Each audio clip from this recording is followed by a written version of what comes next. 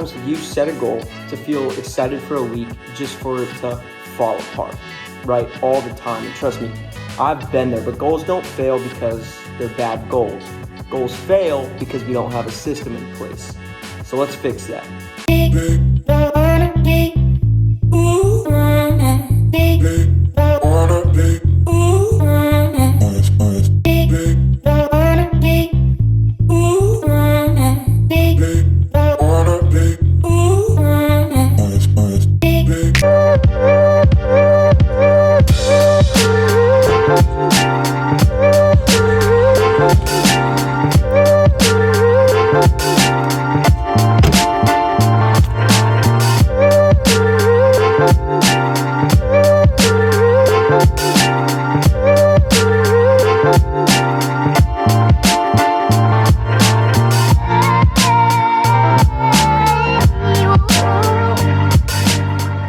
Why do most goals fail? Well, most of the time it's because the goal set was too vague. It was something like, I want to get fit, instead of being, I want to work out 3 times a week. And oftentimes you're focusing on just short-term motivation, and people lack the discipline and the focus to consistently pursue something.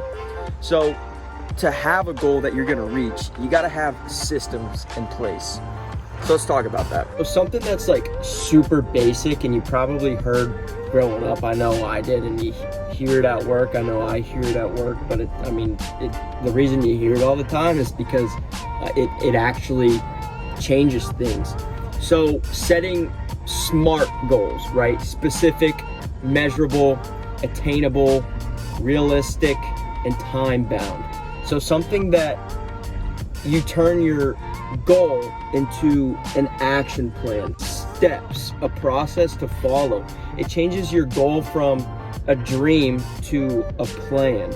I promise, if you think about it, and you think about it hard, and you sit down and you write down SMART, measurable, attainable, realistic, time bound, it will change the whole layout, your whole process of trying to reach this one goal. They say to shoot for the stars because if you miss, you'll land on the moon, right? It's important to set big goals. And in one of my next videos, I'm gonna talk about some of my goals for 2025. And I've got some big ones, but within those big goals, you gotta break it down. That's why it's so important to use that SMART format, because it helps you really put your goals on a timeline. You wanna run a marathon? Great. How many weeks are you gonna train? How many days a week are you gonna run? What days are you gonna run? What time are you gonna run? Breaking your big goal into more smaller, digestible, easy goals is gonna help you so much more when you're trying to tackle something big. So first example, if you're gonna use it in SMART format, you're gonna run 7 miles on Thursday at 5 a.m. and you're gonna be 3 weeks into your training program, so it's gonna be very attainable. Oh, let's go.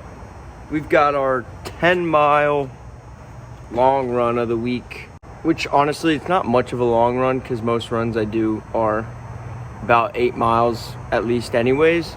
This run's just dedicated towards slow and steady, slightly longer, not focusing on heart rate, just logging the miles here on this one. But it is still, like, even if this isn't a big daunting run to me, it is still so hard to get yourself up in the morning, early in the morning, to go log some miles. Like, I would so much rather sleep in, right? Like, that's the easier route.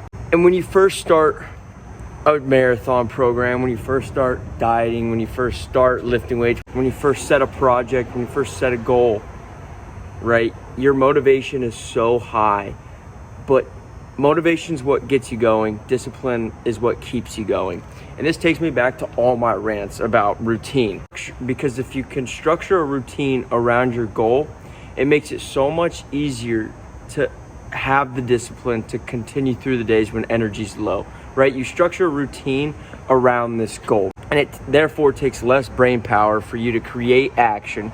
And then that way, when you really don't want to do something that day, when you really don't want to post that video, when you really don't want to type that paragraph, when you really don't want to send that email, your routine is going to set you up into a situation where that choice is so much easier to just get through and get done that day. Some days you're gonna have great motivation. Some days you're gonna be firing away, firing emails, typing books, running miles, no problem. Some days it's not there. And so by creating a routine that's gonna put you in the best situation where when energy's low, you can still execute, that's what's gonna separate you. That's what's gonna keep you going the distance and not have those short-term spurts. So now that you've got discipline by building a routine, build into that structure some sort of accountability and tracking.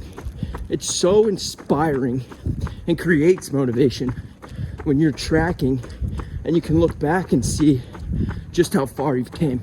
It's similar to when someone's trying to lose weight, right? You take progress photos because day after day, you're not really noticing the difference. But month after month, you're like, I'm a whole new person.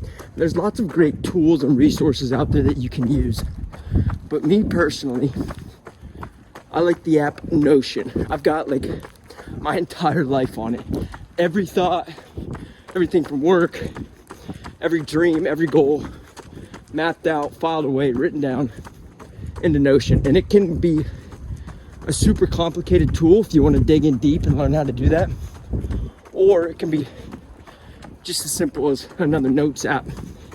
But if you don't have Notion or you don't know what it is, highly recommend looking into it. Highly recommend using that to track and hold yourself accountable. Today's run done. It is extremely foggy out, as you can tell. You can hardly see anything. It's actually pretty sick when you run in the fog in the morning, I'm not gonna lie. But I'm gonna end this video with just a couple last things. So celebrate small wins. It's the same thing, accountability, tracking, like I was just talking. Celebrate those small wins. You're gonna be down in the dumps, but look at the progress you've made. You're actually doing something towards a dream that you have. There's no more motivation than, hey, I am doing something right now. Me, physically, there's no one else helping me in this. I'm the one taking action. So celebrate the small wins, but realize, be realistic. There's gonna be ups and downs. There's gonna be setbacks that you're gonna have to overcome. It's not gonna be a goal that you're proud of if there's not something that you're gonna have to get around. That's what the saying is. If it was easy, everyone would do it. So be realistic, understand there's gonna be setbacks, but understand that you can get around that. But understand that you can get over that. That's a better way, not around it, over it. The big thing is, and I used to be so bad at this, is I would ponder, think, get super motivated about something, and then it's just almost like there's a wall, like, I can't take that first step. And then eventually you just, something breaks, something happens, something switches in your mind that you're like, all right, screw it. I'm doing this. I don't know what I'm doing. I don't know where I'm going, but I'm leaning forward so far that if I don't put my foot out, I'm gonna fall flat on my face, so I better catch myself. And when you get to that point, it's so scary and like you're honestly all over the place. And that's why having goals is great. But realize that if you don't write it down, if you don't make action plans, if you don't hold yourself accountable, if you don't build a routine, a structure that's gonna let you take action towards that goal, it'll only ever be a dream. So that's why I say set systems, not goals. Goals are make-believe, systems are plans of action. So that's another video, folks. Thank you for watching. Don't forget to keep working. Don't forget to pursue greatness. That's what this all is. I just want to make people motivated. I just want to inspire people. I just want people to learn from the things that I have in my short life so far, my short, fantastic life. And that's what this is all about, is being the most fulfilled person, doing everything that you want to, your hopes, your dreams, and pursuing greatness. So thanks again for watching. Hit the like button, subscribe, and I'll see you in the next one.